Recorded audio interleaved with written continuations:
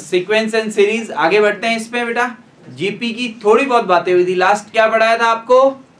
Some of GP, sum of n terms of GP. अभी अपन पढ़ेंगे sum of infinite terms of the GP, ठीक है? अच्छा सुनना बेटा, सुनना, इस स्थिति को देखना, ये अपना नेक्स्ट टॉपिक है, sum of infinite terms of a GP, ठीक है? हिंदी में जिसको अपन बोलते हैं अनंत पदों का, एस अनंत का योग। और ये किस में हो बेटा? ये जीपी में हो, ये गुणोत्तर श्रेणी में, ठीक है भाई?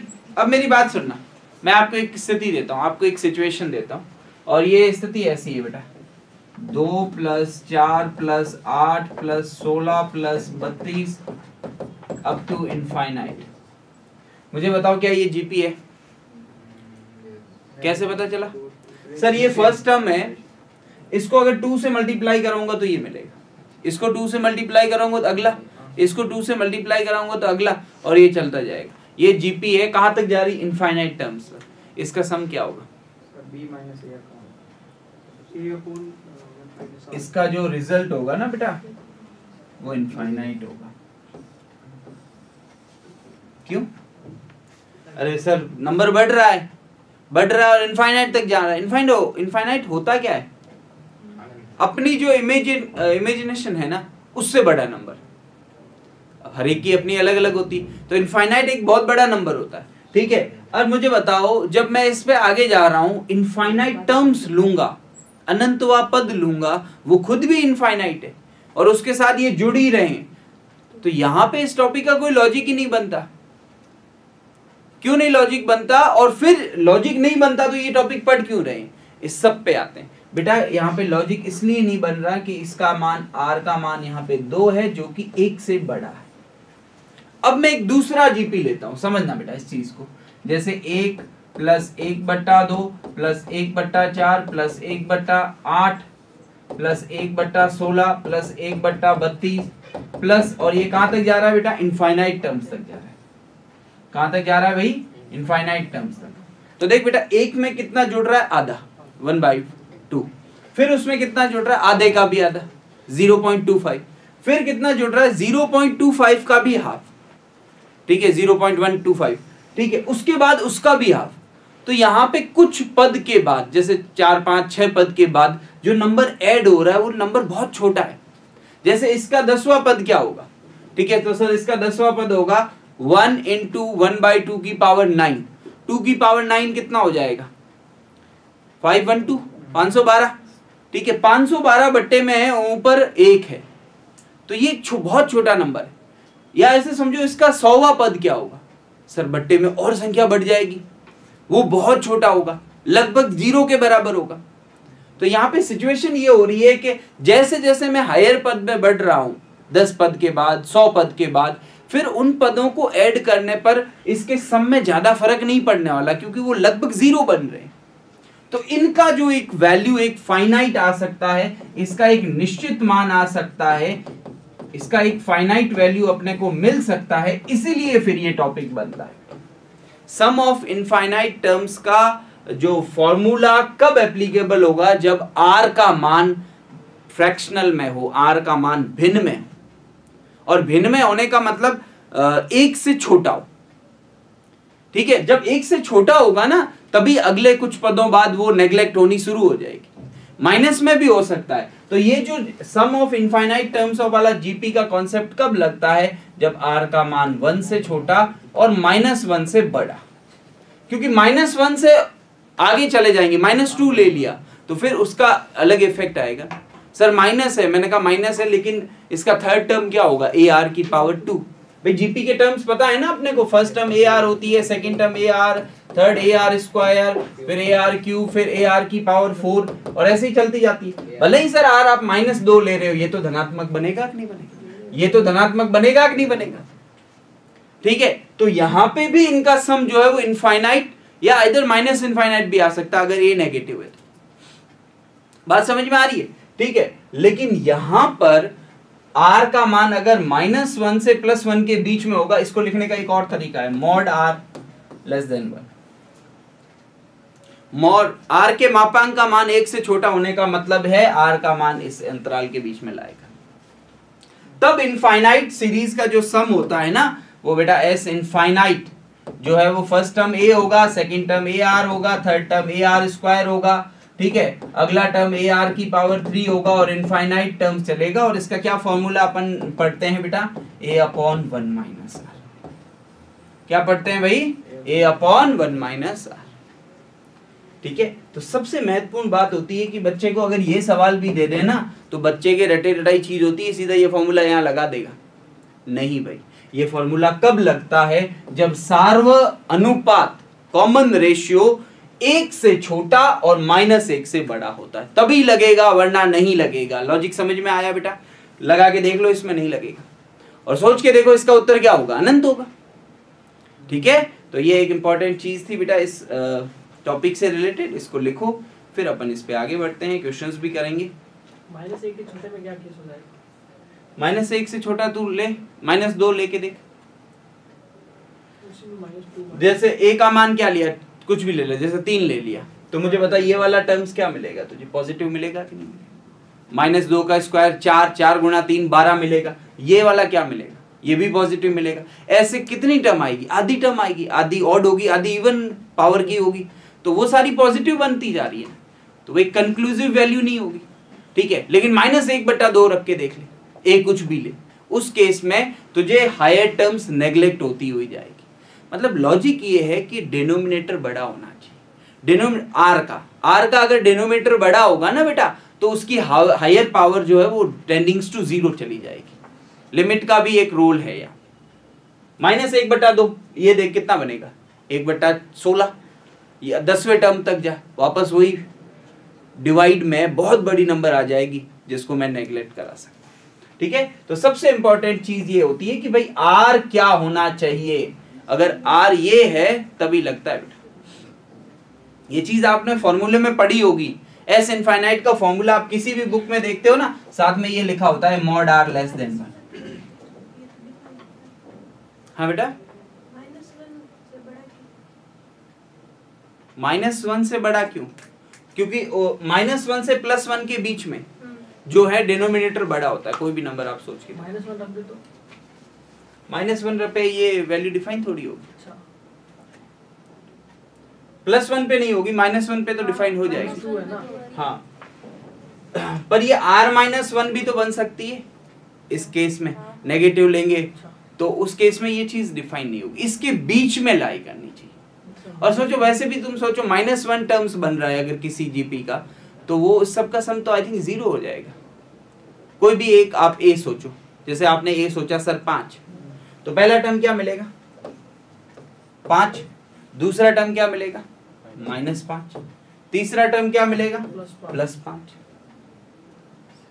जितने ऑड टर्म उतने इवन टर्म। ठीक है, तो यहाँ पे जो है वो फॉर्मूला नहीं लगे। और 1 पे भी देखो ये डिफाइन नहीं हो रहा। और वैसे कल मैंने 1 बताया था, अगर 1 टर्म्स मिल रही है, सॉरी आर का वैल्यू 1 मिल रहा है, तो टर्म्स कैसी होगी, ए इस तरह की टर्म होगी। अब ऐसी इनफाइनाइट टर्म है तो इसका सम का कोई लॉजिक नहीं बनता, ये तो इनफाइनाइट बन जाएगा। तो यहाँ पे ये चीज सेम इसके जैसे बन रही है। बात समझ में आई कि नहीं आई भाई? ए मैं अनंत बार जोड़ रहा हूँ, क्या उत्तर होगा, अनंत होगा। तो इस टॉपिक से यहाँ पे इसका कोई लॉजिक बन ही नहीं रहा। लेकिन सर इसमें स्टार्ट अपन कैसे आइडिया लगाएंगे, यहाँ से इसकी वैल्यू को 0 रखना है, मतलब 0 के एप्रॉक्स रखना है। ये फॉर्मूला है ना अपने पास, आपको ये थोड़ी सोचना है कि किस टर्म से अपने को नेग्लेक्ट करना है, नहीं, ये फॉर्मूला है। मैं ये बताना चाहता हूँ ये फॉर्मूला लगता कब है, जब आर इस प्रतिबंध के अंदर। ठीक है, तुझे तो यही फॉर्मूला लगाना है बेटा, तुझे ये नहीं सोचना। ये तो लॉजिक था कि भाई ये एस इनफाइनाइट आता कैसे, उसका लॉजिक था। और यहाँ पे एस इनफाइनाइट फाइंड नहीं कर सकते जब आर का मान 1 से बड़ा लेते हैं या -1 से छोटा लेते हैं। ठीक है, अपने को तो यही लगाना है, कोई नई रॉकेट साइंस यहाँ पे नहीं, अपने को फॉर्मूला ये लगाना है, लेकिन किस सारो अनुपात पे लगाना है वो लॉजिक है। नोट कर चुके हो? चलो आगे बढ़ते हैं, नहीं किया कर लिया, आगे बढ़ते हैं बेटा। इसकी कुछ प्रॉपर्टीज है उस पर बात कर लेते हैं, इसके कुछ गुणधर्म है। पहली प्रॉपर्टी, बेसिक प्रॉपर्टी है बेटा, आप सबने पढ़ी है कि ए बी सी अगर जीपी में है मेरे भाइयों, सुनना इसको। तो क्या रिलेशन इससे बाहर निकल के आता है? B square is equal to A C या B is equal to root A C. ये कैसे होता है ये भी मैं बता देता हूं। मान लो ये 3 टर्म है, पहला पद है, दूसरा पद है, तीसरा पद है। पहला पद ए होता है, दूसरा पद ए आर होता है, तीसरा पद ए आर स्क्वायर होता है। यही होती है बेटा जीपी में। अब बेटा आप क्या करो, दूसरे पद को पहले पद का भाग दो। ये तो सर आर मिलता है। सारो अनुपात अगर किसी क्वेश्चन में ज्ञात करना है तो कैसे कर सकते हैं? हायर टर्म से लोअर टर्म्स में। इन जनरल अपन ऐसे बोलते हैं nवे पद में n-1वें पद का भाग दो, क्या मिलता है अपने को? आर मिलता है। ठीक है, ऐसे ही मुझे बताओ तीसरे पद में दूसरे पद का भाग दोगे तो बराबर होगा कि नहीं होगा?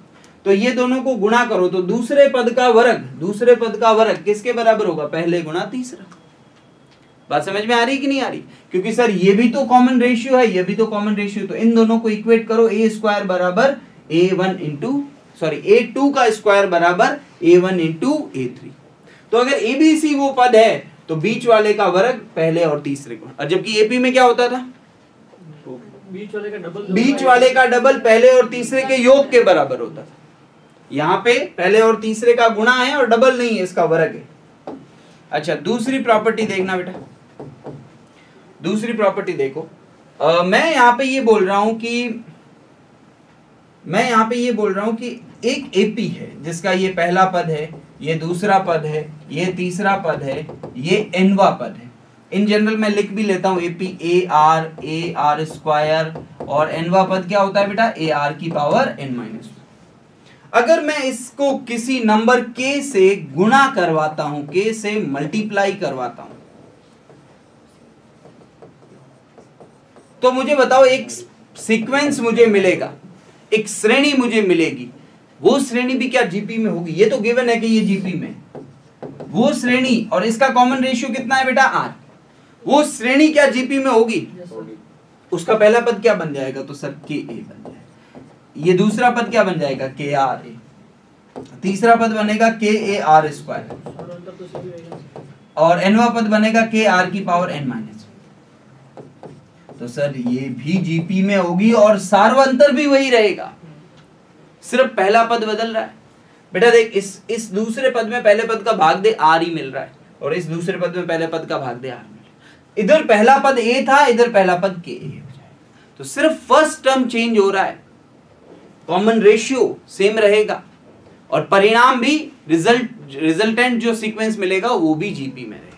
कब? जब के से मल्टीप्लाई, इवन के से डिवाइड भी कर लें तो भी यही रहने वाला है, कॉमन रेशियो इफेक्टेड नहीं होगा। लेकिन एपी में क्या होता था? सारो अनुपात वो इफेक्ट हो जाता था जब गुणा और भाग की सिचुएशन हो जाती। ठीक है, अच्छा, लेकिन अगर इसको सर वर्ग कर दें, एपी के सारे पदों का स्क्वायर कर दें या किसी नंबर से गुणा करके, चलो ठीक है, सारे टर्म्स का स्क्वायर कर देते हैं, सभी पदों का वर्ग करने पर, सभी पदों का वर्ग करने पर, तो बेटा पहला पद क्या है? ए, उसका वर्ग करेंगे तो क्या मिलेगा? A square. दूसरा पद क्या मिलेगा? ए आर का स्क्वायर। तीसरा पद मिलेगा ए आर स्क्वायर का स्क्वायर, और एनवा पद मिलेगा ए आर की घात n-1 का स्क्वायर। क्या ये जीपी में है या नहीं? आप सोचो, है जीपी में? सर इसको अब थोड़ा सा ओपन करेंगे, मैंने कहा कर ले भाई। A square R square, A square R की पावर 4, ए स्क्वायर आर की पावर n-1 का ट्वाइस। क्या ये जीपी में है?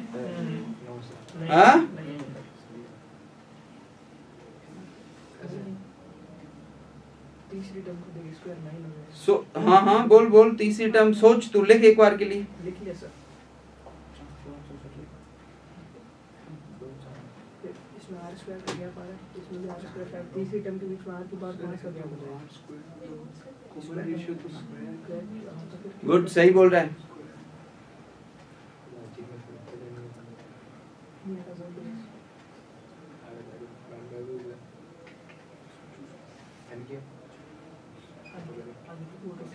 एक सेकेंड बेटा, एक सेकेंड।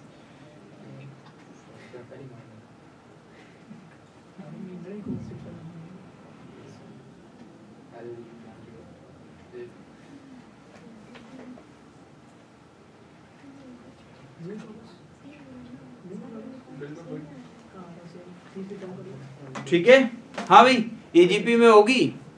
सर होगी आर होगा वो स्क्वायर। कॉमन रेशियो पहले सर आर था, अब कॉमन रेशियो आर स्क्वायर होगा। थर्ड टर्म वाली सिचुएशन समझानी है तुझे? देख देख देख बिल्कुल, अरे कोई दिक्कत नहीं। ये थर्ड टर्म था। अच्छा फोर्थ टर्म में जाना चाहता है? फोर्थ टर्म इस जीपी का क्या मिलेगा? तो सर फोर्थ टर्म होता है ए आर की पावर 3, स्क्वायर करेगा तो ये मिलेगा ए स्क्वायर आर की पावर 6। अब देख A square R square A square R की पावर 4, अगला क्या मिलेगा? A square. ठीक है, तो ये भी जीपी में होगी। और यहाँ पे कॉमन रेशियो चेंज हो जाएगा जब हर पद का वर्ग करते हैं। ठीक है, चौथी प्रॉपर्टी, अगली प्रॉपर्टी बेटा, अगर ए बी और सी जीपी में होते हैं, सुनना बेटा इसको, अगर ए बी सी जीपी में होते हैं तो लॉग ए, लॉग बी और लॉग सी किस में होंगे बेटा जी? एपी। और आप जो लोग जानते हैं एनडीए ने इस पे अभी बहुत काम किया है, इस पे सवाल आए थे कि नहीं आए थे एनडीए में? ठीक है, अच्छा यहाँ पे कुछ पॉइंट है। गुड आफ्टरनून मोहम्मद जाकिर, यहाँ पे कुछ पॉइंट है बेटा। इसका आधार क्या होगा, इसका बेस क्या होगा? कोई भी बेस ले सकते हो, नहीं बाय डिफॉल्ट ई नहीं, आप कोई भी ले सकते हो। जैसे आप इसका बेस लेना चाहते हो सी, तो तीनों का लेना है बेटा बेस सी। ठीक है, जैसे मैं एक एग्जांपल बताता हूँ, चीजें और क्लियर होगी। जैसे मैंने बोला 2 4 8, क्या ये जीपी में है बेटा? बोलो। ठीक है, अब मैं लॉग और इसका आधार 2 ले रहा हूं। आधार बेस सबका 2 रहेगा बेटा। मेरे अकॉर्डिंग, प्रॉपर्टी के अकॉर्डिंग ये एपी है। आपको डाइजेस्ट करने के लिए मैं बताता हूं, इसका मान कितना होगा बेटा?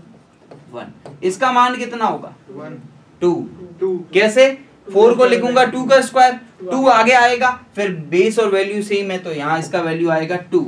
अच्छा इसका वैल्यू कितना आएगा? तो सर ये तो एपी में ही होता है। तो बेस जरूरी नहीं कि ई लेना है, कोई भी बेस पर सेम होना चाहिए तीनों। ऐसा नहीं कि बेस चेंज कर दे, इधर ए ले लें, इधर ई ले लें, इधर सी ले लें, वो नहीं कर सकते। ठीक है, तो ये तीनों प्रॉपर्टीज लिखो, फिर आगे बढ़ते हैं बेटा। लॉग वाला, लॉग की क्लास में तुम नहीं थी ना बेटा? देख बेटा, ए बी और सी ये जीपी में है। जैसे ये नंबर दिख रहे हैं ना बेटा, 2 4 और 8, ये जीपी में है। इसको 2 से गुणा किया तो ये मिला, इसको 2 से गुणा किया तो ये मिला। ठीक है, अगर ए बी सी जीपी में है तो मैं इसके लॉग ले रहा हूं, इस टर्म के आगे भी लॉग ले रहा हूं, इस पद के आगे भी लॉग ले रहा हूं, इस पद के आगे भी लॉग ले रहा हूं। और लॉग में बेटा 2 चीजें होती है, एक होता है लॉग का बेस और एक उसका वैल्यू होता है। लेकिन जो बेस लूंगा ना, इन तीनों वैल्यूज के आगे लॉग लूंगा तो बेस सेम होना चाहिए। अब वो बेस आप भले, बेस की भी एक रिस्ट्रिक्शन होती है, बेस नेगेटिव नहीं होता बेटा, बेस 0 नहीं होता बेटा। ठीक है, तो बेस जो है वो 1, बेस 1 भी नहीं होता बेटा। बेस या तो 0 से 1 के बीच में होता है या 1 से बड़ा होता है। लेकिन जो बेस लेना चाहते हैं वो सबका सेम होना चाहिए। तो ये हमेशा किस में होगा? एपी में। और ऐसा कैसे हुआ उसके लिए मैंने एक उदाहरण भी लिया। ठीक है, अब आप ये देखो कि इसका मान 1 कैसे हुआ बेटा? इसको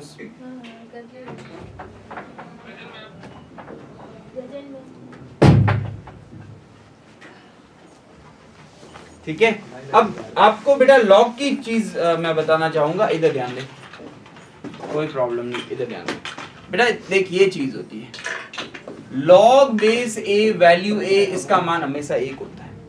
ठीक है, इसलिए ये 1 बना। और दूसरी प्रॉपर्टी होती है, यहाँ ए है और यहाँ बी की पावर n है ना, तो बेटा ये n आगे आ जाती है, लॉग ए बी बन जाता है। तो इस 4 को मैं 4 नहीं लिख रहा हूं, इस 4 को मैं लिख रहा हूं 2 का वर्ग। क्या लिख रहा हूं बेटा इसको मैं? 2 का वर्ग। ये घात जो है ना वो तो आगे आ जाएगी और ये ऐसा बन जाएगा। अब ये बताओ कितना बना? 1। 1 गुणा 2 कितना होगा? 1। ऐसे बेटा 1 गुणा 2 है, 2 बन जाएगा। ऐसे बेटा 8 को मैं लिखूंगा 2 की घात 3, वो 3 आगे आ जाएगा, लॉग बेस 2 वैल्यू 2, ये 3 बन जाएगा। ठीक है, चलो भाई आगे बढ़ते हैं, और लिख भी लिया होगा। ठीक है, अगली प्रॉपर्टी की ओर बढ़ते हैं बेटा। अगर मुझे चौथी प्रॉपर्टी, अगर मुझे जीपी में कुछ पद एज्यूम करने हो, कुछ पद मुझे मानने हो, ठीक है, जैसे 3 टर्म्स तीन पद मुझे मानने हैं, तो बताओ थ्योरेटिकली वो पद क्या क्या आप लोगे? जीपी, हाँ very good, A upon R, A और ए आर। इसका कॉमन रेशियो कितना है? सारो अनुपात कितना है? तो सर जी इसका कॉमन रेशियो जो है वो तो आर है। अगर मुझे चार पद मानने हैं, 4 टर्म्स एज्यूम करने हैं, तो वो पद मैं क्या क्या लूंगा? A are square, A upon are square, A upon चार पद लेने हैं ना बेटा? नहीं क्यू बोल रहे हैं। A upon R Q, A upon R, A R और ए आर की पावर 3। इसका कॉमन रेशियो कितना होगा? R square. और ऐसा क्यों मान रहा हूं? क्योंकि सवाल में ये जरूर होगा कि तीनों का प्रोडक्ट 1 है या कुछ वैल्यू है फाइनाइट, तो तीनों का गुणा करो, आर से आर कट जाएगा, ए क्यू उस प्रोडक्ट के इक्वल आएगा, उससे ए निकल जाएगा फटाफट। और याद रखना, कई बच्चे ये मान के समझते हैं ए पहला पद है, नहीं, ए बेटा इसका बीच वाला पद है। मतलब अगर ये पहला दूसरा तीसरा पद है तो ए का जो मान आएगा वो दूसरा पद होगा, पहला नहीं होगा। ठीक है, अगर मुझे 5 पद मानने हो तो मैं क्या करूंगा बेटा? A upon are square, A upon R, A R और ए आर स्क्वायर। इसका कॉमन रेशियो आर होगा। पांचों का गुणा करके देखो, आर स्क्वायर गायब हो रहा है, मतलब आर के सारे टर्म्स गायब हो रहे हैं। ठीक है, तो ये मानने के लिए अपने को इस तरह की कंडीशंस को फॉलो करना पड़ेगा।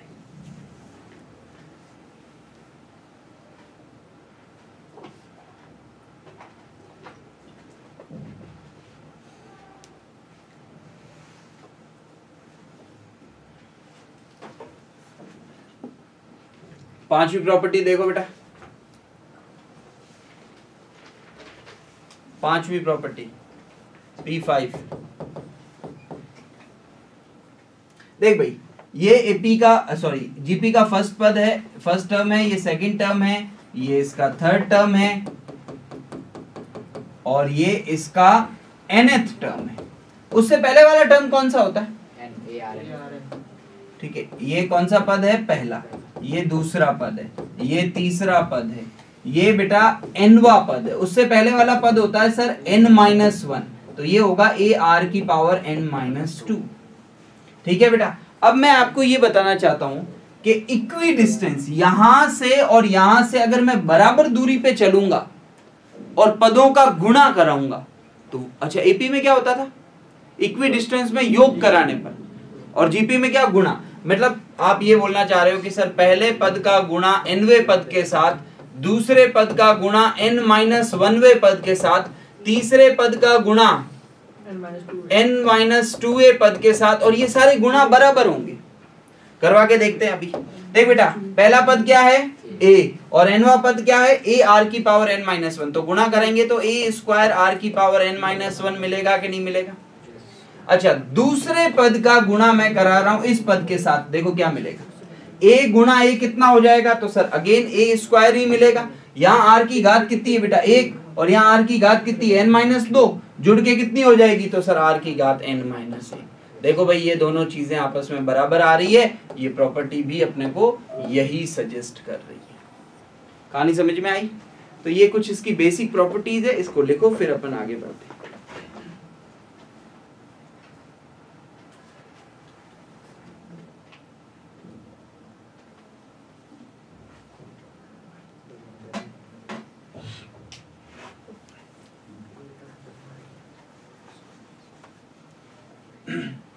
क्वेश्चन आंसर के लिए फिर तैयार हो जाओ। बहुत ही मस्त क्वेश्चन है, बहुत ही अच्छे क्वेश्चन है। ठीक है,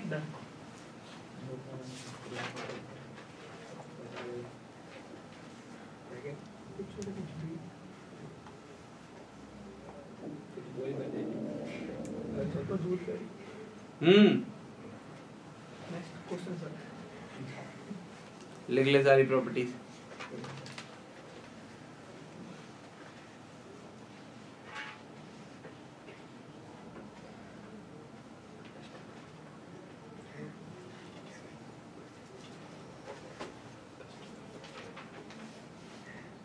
तैयार हो? ठीक है, बिल्कुल। पहला सवाल ये रहा, every terms of a GP is positive. गुणोत्तर श्रेणी का हर पद धनात्मक है। Also every terms is the sum of two proceeding terms. ठीक है, जो हर पद है ना, वो किसके बराबर है? अगले दो पदों के योग के बराबर, ठीक है।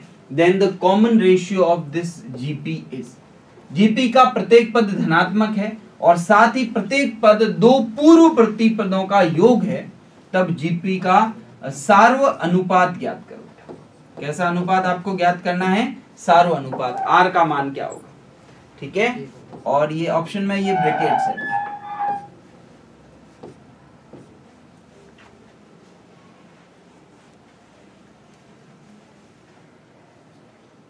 जीपी के सारे पद धनात्मक है, कोई भी टर्म्स नेगेटिव नहीं है। आर पॉजिटिव आर नेगेटिव की तो बात ही नहीं कर रहा है, सारे टर्म्स पॉजिटिव आने चाहिए इस जीपी की।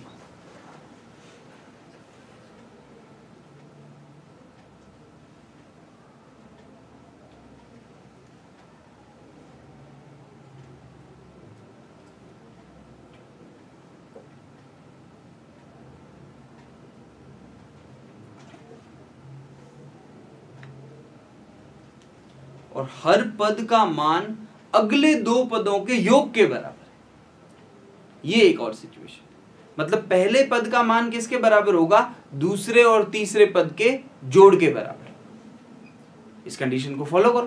पहले पद का दूसरे और तीसरे, हाँ, सुन सुन सुन सुन, positive every terms is the sum of two proceeding terms. तो पहले के बाद प्रोसीडिंग टर्म्स कौन सी होगी? सेकंड होगी, उसके बाद थर्ड होगी। दो पूर्ववर्ती पदों के योग के बराबर है।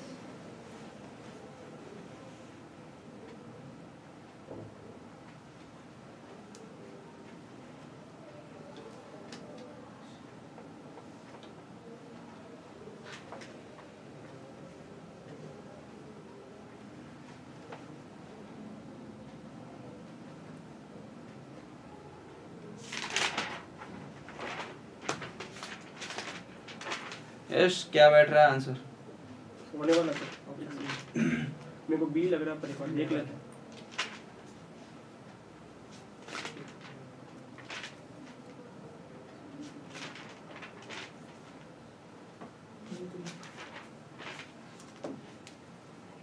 First term is equals to sum of second and third term. First term GP का क्या होता है? ए। सेकंड टर्म होता है ए आर। थर्ड टर्म क्या होता है? A are square. A common लेके कैंसिल हो गया बेटा, तो 1 बराबर आर प्लस आर स्क्वायर। इसको बाइदर मैं ऐसे भी लिख सकता हूँ, r square plus r minus 1 बराबर 0। इस भाई साहब को इधर बुला दिया, चलेगा? अरे बोलो। अब मुझे बताओ, ये क्वाड्रेटिक इक्वेशन है, द्विघात समीकरण है, तो यहाँ इसका डी निकाल देते हैं। तो सर डी होगा बी स्क्वायर। बी कितना है बेटा? इसका 1 है। 1 का स्क्वायर माइनस 4 इंटू ए कितना है? वो भी 1 है। और सी कितना है? माइनस 1 है। तो सर इसका डी 5 आ गया, मतलब वास्तविक मूल मिलेंगे, रियल रूट अपने को मिलेंगे, क्योंकि इसका डी पॉजिटिव है। अब रूट कैसे होते हैं? तो x बराबर याद करो बेटा, minus b plus minus root d by 2a। होता है था कि नहीं होते थे? तो मुझे बताओ r का मान, x मतलब यहाँ पे क्वाड्रेटिक किस में? r में। r का मान minus 1 plus minus root 5 by 2 into a कितना? सर पर माइनस तो ले नहीं सकते, प्लस होगा ना। सी होगा सर। अगर मैं माइनस ले लिया तो r नेगेटिव हो जाएगा, और r नेगेटिव हो गया तो कभी ना कभी उस जीपी का पद तो नेगेटिव होगा, भले ये कितना ही बड़ा हो। उसने बोला ना कि every terms of GP is positive, तो r नेगेटिव ले नहीं सकते। समझ रहे हो इस चीज को? तो r must be greater than 0, और उसके लिए मुझे a की वैल्यू मिल रही है कि सर -1 प्लस रूट 5 बाई 2। और इसको आइदर आप ऐसे भी लिख सकते हो, रूट 5 माइनस 1 बाई 2, जो कि अपना कौन सा ऑप्शन है बेटा? ए बराबर a2 प्लस a3। ये बेटा सवाल में दे रखा है, आप इस क्वेश्चन को पढ़ो। जीपी का प्रत्येक पद धनात्मक है, साथ ही प्रत्येक पद मतलब आप कहीं से भी शुरुआत कर सकते हो, आप 5वें पद से शुरुआत करना है। प्रत्येक पद दो पूर्ववर्ती पदों के योग के बराबर। पूर्ववर्ती पहले वाले होगा, वही तो सर, पूर्ववर्ती तो या पूर्ववर्ती पहले दूसरे के बराबर होगा। दो, यहाँ ये वर्ड गलत है हिंदी में, ठीक है? हिंदी में ये वर्ड गलत है। पूर्ववर्ती मतलब पहला, बिल्कुल ठीक है। प्रोसीडिंग का मतलब इंग्लिश यहाँ पे परफेक्ट है, कोई दिक्कत नहीं है। यहाँ पे हिंदी वर्ड गलत लिख लिया है अपन ने। पूर्ववर्ती के बाद अगले, ठीक है? पद दो अगले, ये वर्ड सही है? ये नहीं, पूर्ववर्ती पे ही सवाल नहीं है, ये अगलों पे ही है, प्रोसीडिंग पे। बेटा अगले पे ये अगला वर्ड सही है हिंदी? अरे हिंदी बता दो बस मुझे। अगला वर्ड सही है? प्रत्येक पद धनात्मक और साथ ही प्रत्येक पद दो अगले पदों के योग के बराबर। दो अगले पदों, बेटा ये प्रोसीडिंग लिखा हुआ है ना इंग्लिश में, देख इंग्लिश में ये क्वेश्चन करेक्ट है, हिंदी मेरे से गलत हुई है, ठीक है। पूर्ववर्ती नहीं होगा भाई, अगले लिख लो, ठीक है। तो पहले पद के अगले दो पद कौन है? दूसरा और तीसरा, ठीक है। पूर्ववर्ती लेकर करेंगे तो क्या होता है? नहीं, पूर्ववर्ती पे ये क्वेश्चन डिजाइन नहीं है बेटा। पूर्ववर्ती पे क्या पता एग्जिस्ट करता है कि नहीं करता। पूर्ववर्ती पदों के योग के बराबर, मतलब आप ये कहना चाह रहे हो A3 बराबर A1 प्लस A2, ठीक है। पूर्ववर्ती पे sir r is to 1 plus r upon r की इक्वेशन बनेगी। तो ये बन गया AR स्क्वायर बराबर, पहला पद है A प्लस AR, तो ये बनेगा R स्क्वायर माइनस R और -1 बराबर 0। तो यहाँ से भी R का वैल्यू तो आ ही जाएगा। ये +1 है और ये प्लस माइनस, इसका D कैसा होगा? इसका D भी 5 ही होगा बेटा। सर इसमें वो वाला C वाला नहीं, B वाला ऑप्शन आएगा। B वाला ऑप्शन आएगा इसमें। इसमें फिर होगा 1 माइनस रूट, फिर इसमें A वाला ऑप्शन आएगा। सर माइनस कैसे लोगे आप? माइनस तो वो माइनस करेगा फिर। सही बोल रहा है, इसमें B वाला ऑप्शन B आएगा, वाला आएगा क्योंकि √5 1 से बड़ा है ना बेटा, इसमें फिर B वाला ऑप्शन आएगा, ठीक है। तो पूर्ववर्ती में ये क्वेश्चन ऐसे डिजाइन होगा, R बराबर 1 प्लस √5/2। लेकिन ये क्वेश्चन बेटा प्रोसीडिंग पे ही 5 आएगा, हैं? 5 होगा, निकाल के देख। b - 4ac। हाँ हाँ तू कर। तो -1 -1 का स्क्वायर A1 है, ठीक है बेटा। चल भाई, ठीक है, बहुत बढ़िया जाकिर। तो अगर पूर्ववर्ती पे लेना चाहे तो R ये मिलेगा, लेकिन अपन एक पे ही रहते हैं, यहाँ पे प्रोसीडिंग टर्म्स है, ठीक है।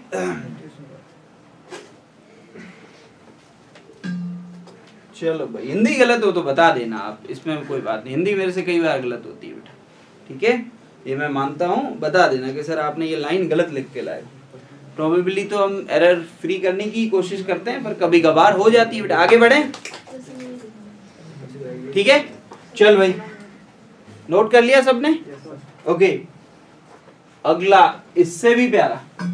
इन a GP if the m plus n terms be A, मतलब किसी जीपी का, मैं इसको एक्सप्लेन भी कर देता हूं, m प्लस n वाला टर्म क्या दे रखा है बेटा? a, और m minus n term b, मतलब उसी जीपी का m माइनस n वाला टर्म क्या गिवन है बेटा? b। Then what is its mth term? तब उसी जीपी का mवा पद क्या होगा, ये आपसे पूछ रहा है। ये यहाँ तो हिंदी गलत नहीं है। एक जीपी में यदि m प्लस nवा पद a है और m माइनस nवा पद यहाँ पे भी b होगा, तो इसका nवा पद, इसका mवा पद ज्ञात करना है बेटा। कौन सा पद ज्ञात करना है? mवा, mth टर्म।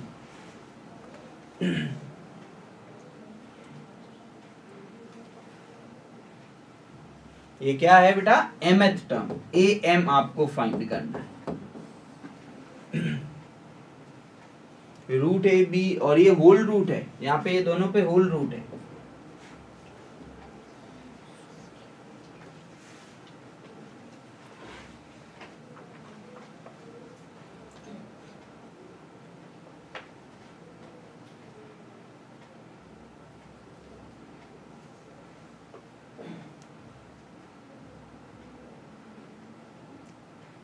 ये तो इजी लग रहा है ना? कंफ्यूजिंग? इजी है, थोड़ा टाइम लो, 30-40 सेकंड और पेशेंसली इस पे वर्क करो।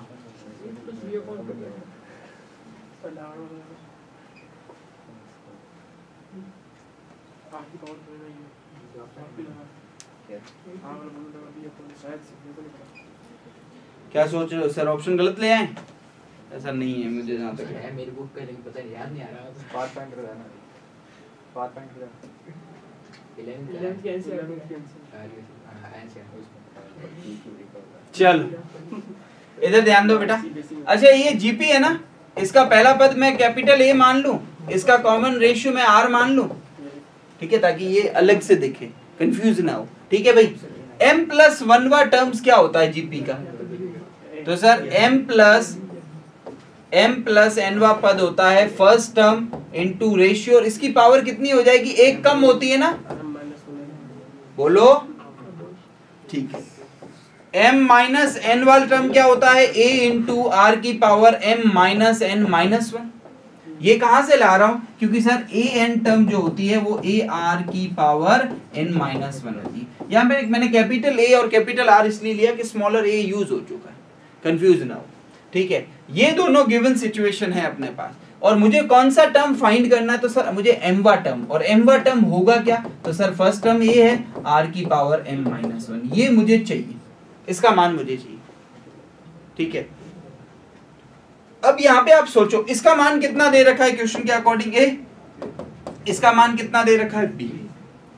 अब यहाँ पे आप सोचो कि अगर मैं इन दोनों का गुणा कराऊं तो सोचो क्या मिल रहा है, ये मेरी फर्स्ट इक्वेशन है, ये मेरी सेकंड इक्वेशन है, अगर मल्टीप्लाई कराऊं तो इधर तो क्या हो जाएगा AB, इधर क्या हो जाएगा A स्क्वायर, और R की पावर क्या होगी, ये ऐड हो जाती है ना जब मल्टीप्लाई होती है, बेस सेम होता है, तो m plus n, m minus 1 से n होगा, तो n से n तो कट ही जाएगा, 2m माइनस 1 और माइनस 1 ऐड होके मैं 2।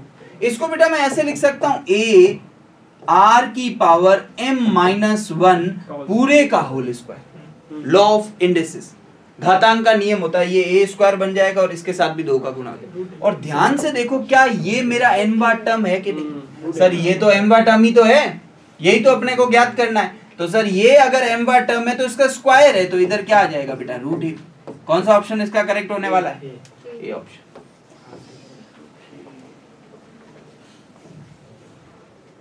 नोट करो इसको, फिर और बढ़िया सवाल दे रहा हूं।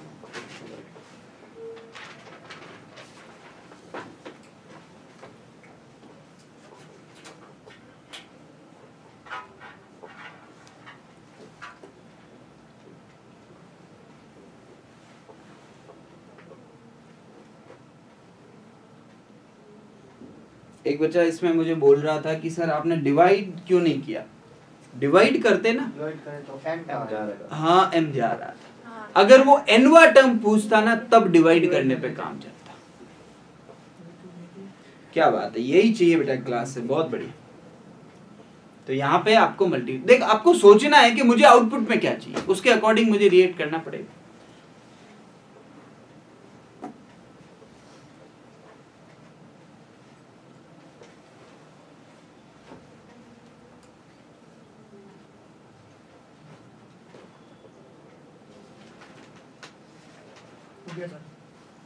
नोट कर लिया सबने, चल भाई अगला क्वेश्चन, हाँ कर ले बेटा, अगला क्वेश्चन और बढ़िया, अगला क्वेश्चन और बढ़िया, ओके बेटा। ले भाई यहाँ पे एक तो ये p स्क्वायर है बेटा, p की पावर 2 है, ठीक है, यहाँ से हटा के p स्क्वायर। देख बेटा, let a be the first term and b be the nth term of a GP। यहाँ तक तो सबको क्लियर है। p is the product of n terms। p कौन है बेटा, प्रोडक्ट है किसका, n टर्म्स का, तब p स्क्वायर किसके बराबर। मान लीजिए किसी GP का a पहला पद है, b nवा पद है, b कौन सा पद है बेटा, nवा पद है। यदि p n पदों का गुणनखंड है तो p स्क्वायर का मान कितना होगा, p स्क्वायर का मान कितना होगा, ये आपको बताना।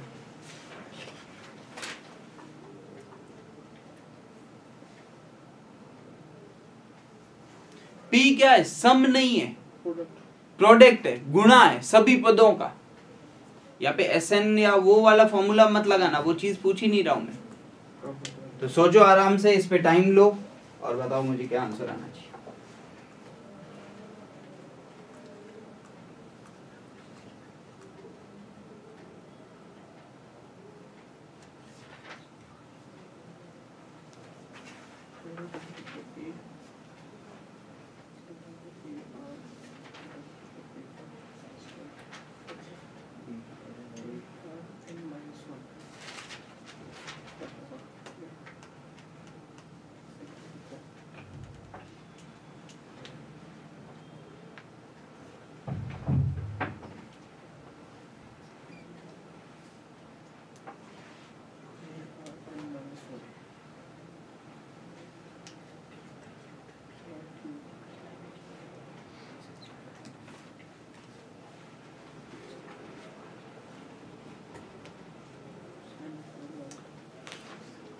चलो मैं भी साथ साथ आपके हेल्प करवा देता हूँ। इधर ध्यान दो बेटा। Let a be the first term, तो पहला पद जो है वो ए है और nth टर्म जो है वो b है। nth टर्म एक्चुअली होता क्या है, ए आर की पावर n-1 वो b। तो यहां से अपने को r मिल सकता है, ठीक है। लेकिन एक बार के लिए तो चलो r के झंझट में नहीं पड़ते हैं, अपन ऐसे देखते हैं कि भाई चाहता क्या है। ये चाहता है कि p है ना वो n टर्म्स का प्रोडक्ट है। n टर्म्स मतलब पहला पद, दूसरा पद, तीसरा पद, और कितने पद ले रहा है ये, nth टर्म। चलो भाई ये है p, पहला पद कौन होगा a, दूसरा पद कौन होगा ar, तीसरा पद कौन होगा ar², और nवा पद कौन होगा बेटा ar की घात n-1। अब मुझे बता a कितनी बार आएगा सर, जितने पद, जितने टर्म्स, कितने टर्म्स है n टर्म्स, तो a गुणा a कितनी बार होगा, n बार, तो a की घात कितनी बन जाएगी। अच्छा r की पावर देख बेटा यहाँ कितनी है, तो मल्टीप्लाई में पावर ऐड हो जाती है, 1 + 2 + 3 प्लस कहां तक रुकेगी ये गाड़ी, n-1 पे। अब बेटा आप लोगों को पता ही है sum of n natural number, अगर सारे प्राकृत संख्याओं का योग करवा दें तो क्या फॉर्मूला होता है, लेकिन ये गाड़ी n तक नहीं रुक रही, n-1 तक रुक रही, तो n की जगह कौन आएगा, n-1। तो इनका सम क्या होगा, r की पावर में n की जगह n-1, फिर n-1 + 1 कितना बनेगा, n, और डिवाइड बाई 2। ये होगा इसका फॉर्मूला, क्योंकि ये जब n तक रुकते हैं तब ये फॉर्मूला लगता है। यहाँ पे n तक नहीं, किस तक रुक रहे हैं, किस वैल्यू तक रुक रहे हैं, n-1 तक। तो ये बन रहा है p बराबर a की पावर n r की पावर, और ये कितना मिल गया बेटा अपने को, n-1/2। समझ रहे हो, मैंने n को आगे लिख लिया, इसको पीछे लिख लिया, उससे कोई फर्क नहीं पड़ा। लेकिन वो तो p नहीं पूछ रहा, वो तो क्या पूछ रहा है, p²। सर पहले इसकी होल पावर n नहीं ले सकते क्या?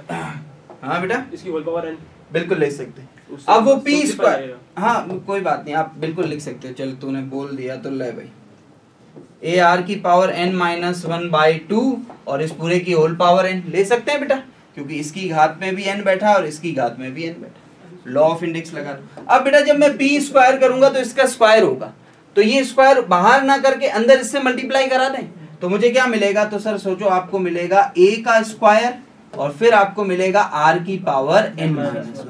ये 2 से 2 कट जाएगा क्योंकि यहाँ p का स्क्वायर कर रहे हैं, और इस पूरे की घात कितनी है बेटा, n। अब सुनो, इसको मैं ऐसे लिखूंगा, इसको मैं कैसे लिखूंगा, यहाँ पे देखो बेटा, इसको मैं ऐसे लिखूंगा, p² बराबर एक a अलग कर दूंगा, एक a की घात n-1 अलग कर दूंगा, और इस पूरे की घात n तो चल ही रही। अब मुझे बता ये क्या है, तो सर ये तो a है जो क्वेश्चन का गिवन पार्ट है। ये क्या है, b है, तो ये क्या बन जाएगा, तो सर ab की होल पावर n, जो कि किसी ऑप्शन में बोल रहा है C। तो इस क्वेश्चन का करेक्ट ऑप्शन सी हो जाएगा। क्लियर है, कहानी समझ में आ गई, क्वेश्चन अच्छा था। इसके बाद अपन कल बातें करेंगे ज्योमेट्रिकल मीन और HP की, हार्मोनिक प्रोग्रेशन की, ठीक है। तो इस पे बेटा बहुत सारे क्वेश्चंस आप लोग करते रहो जो क्वेश्चंस पूछे गए हैं NDA में, ठीक है। अपना ध्यान रखें, जय हिंद।